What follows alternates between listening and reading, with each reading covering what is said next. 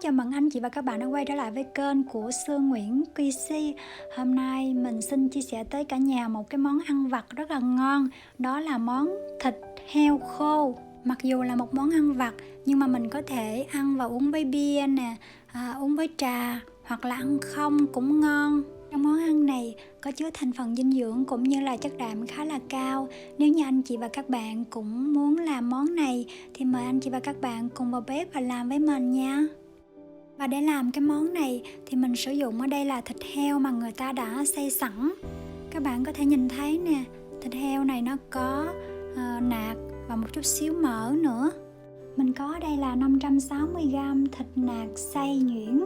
Nếu mà anh chị và các bạn nào không có mua được thịt nạc mà người ta đã xay sẵn thì mình có thể sử dụng là thịt nạc dăm hoặc là thịt ba gọi cũng được nha. Thịt sau khi mua về thì anh chị và các bạn có thể bằm bằng tay hoặc xay bằng máy cũng được nha. Nếu mình có thời gian thì mình bằm bằng tay, thịt nó sẽ ngon hơn đó. Mình đã bỏ thịt vào trong cối xay và tiếp theo thì mình sẽ nêm nếm cái phần thịt này. Bây giờ mình sẽ cho vào đây là 2 muỗng cà phê đường, 1 muỗng cà phê bột nêm, 1 muỗng cà phê bột tỏi, 1 muỗng cà phê nước mắm,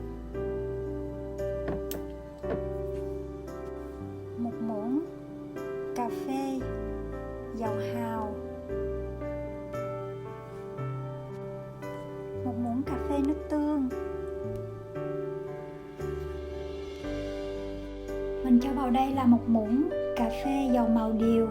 Dầu màu điều sẽ giúp cho cái thịt nó lên màu đẹp đó. Nếu mà anh chị và các bạn không có cũng không sao nha. Mình cho vào đây một ít tiêu,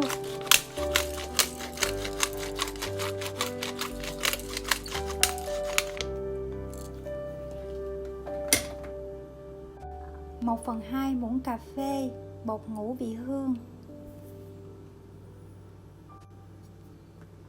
Mình cho vào đây là 2 muỗng canh mật ong,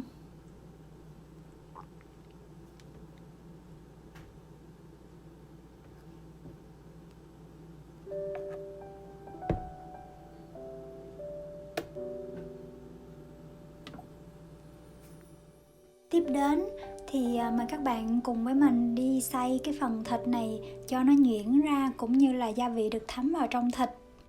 Nếu như bạn không có cái máy này đó thì mình cũng có thể là bằm thịt bằng tay cũng được.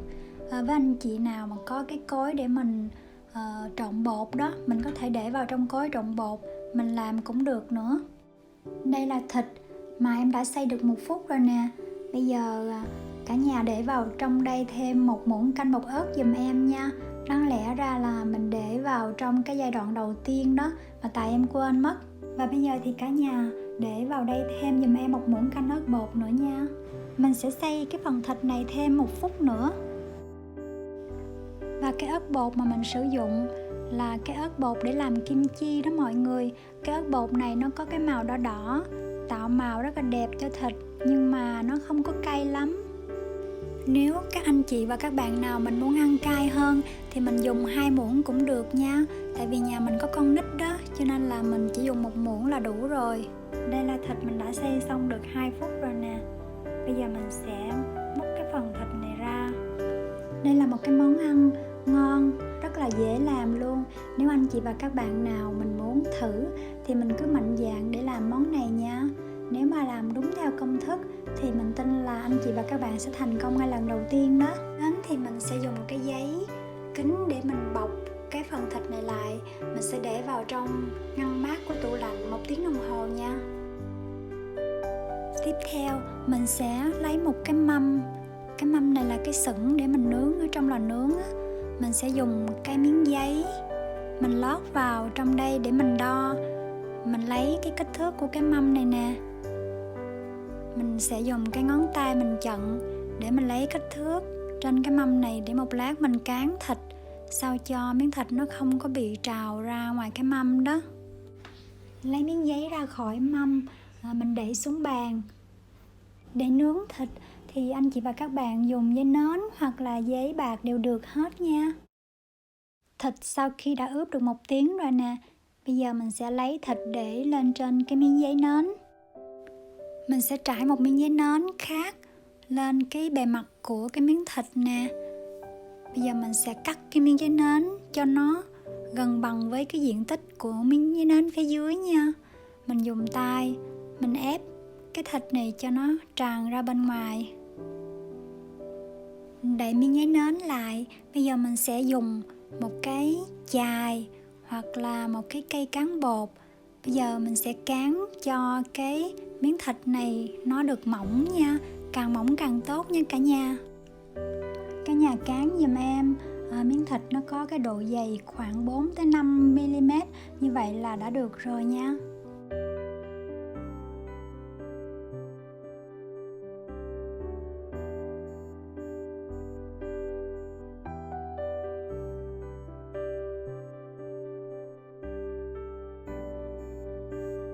Sau khi mà cái miếng thịt nó đã mỏng rồi nè, bây giờ anh chị và các bạn mở cái miếng giấy nến ra giùm em để kiểm tra xem còn cái góc nào mình cán chưa có tới đó, thì mình đậy cái miếng giấy lại và mình cán cho nó đều nha.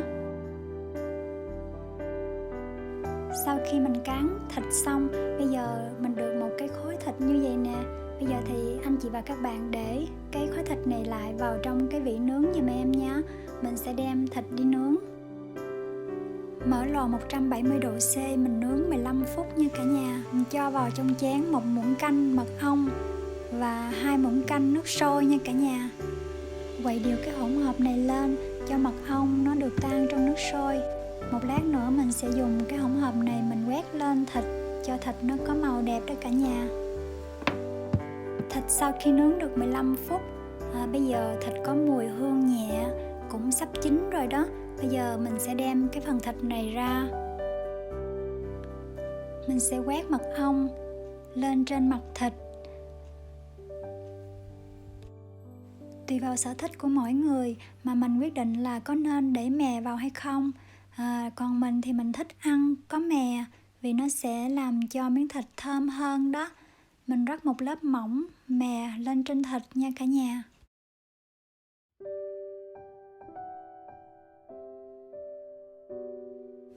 Với 560g thịt thì mình làm được 2 vỉ. Thịt cũng khá là lớn. Bây giờ thì mình sẽ rắc mè lên trên cái vỉ này luôn.